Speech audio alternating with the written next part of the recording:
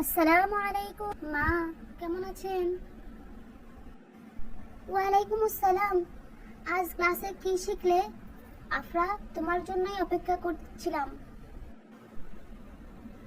মা, অনেক কিছু শিখেছি, তবে একটা জিনিস কিছুতেই মাথায় ঢুকলো না। তুমি আমাকে একটু বুঝিয়ে বলবে? কি বুঝুনি বলো, আমাকে বুঝিয়ে দিচ্ছি।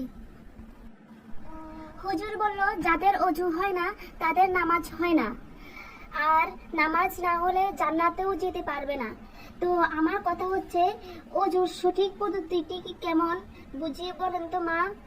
হুজুরের কাছে বলতে লজ্জা লাগছিল, তাই জিজ্ঞেস করতে পারিনি। জি মা, অবশ্যই বুঝিয়ে বলবো। তার আগে সবাইকে বলো, ভিডিওটি না টেনে পুরোটা দেখার অনুরোধ করো। আর ভিডিওটির কোনো অংশ যদি কারো একটু ভালো লেগে থাকে, সে যেন লাইক, কমেন্ট ও শেয়ার করতে না ভুলে। আর যারা আমাদের চ্যানেলে নতুন আসছে, তাদের সবাইকে বলো চ্যানেলটি সাবস্ক্রাইব করে দিতে। মা, তুমি বলতে হবে না, সবাই এটা এমনিই করবে। আগে আমাকে অজুর সঠিক পদ্ধতিটা বুঝিয়ে বলো। আচ্ছা ঠিক আছে, বাথরুমে অজু না করাই উত্তম।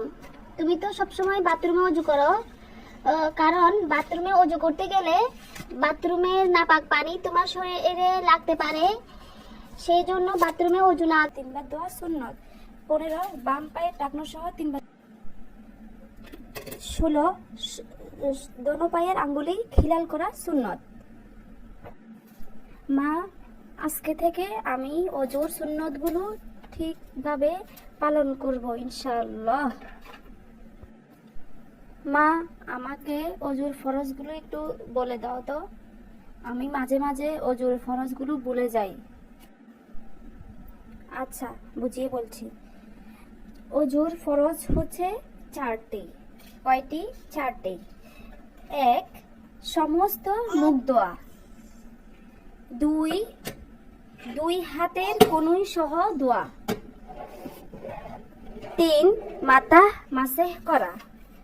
4, দুই পায়ের টাকনু সহ ধোয়া।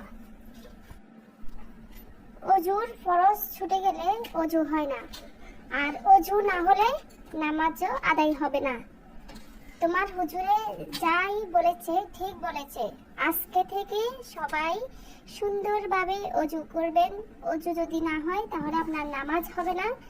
নামাজ না হলে আপনি জান্নাতে প্রবেশ করতে পারবেন না।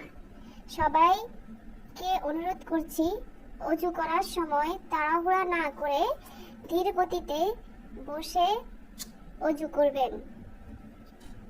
আজকে এখান পর্যন্তই। ভালো থাকবেন। আল্লাহ হাফেজ। আসসালামু আলাইকুম ওয়া রাহমাতুল্লাহি ওয়া বারাকাতুহু।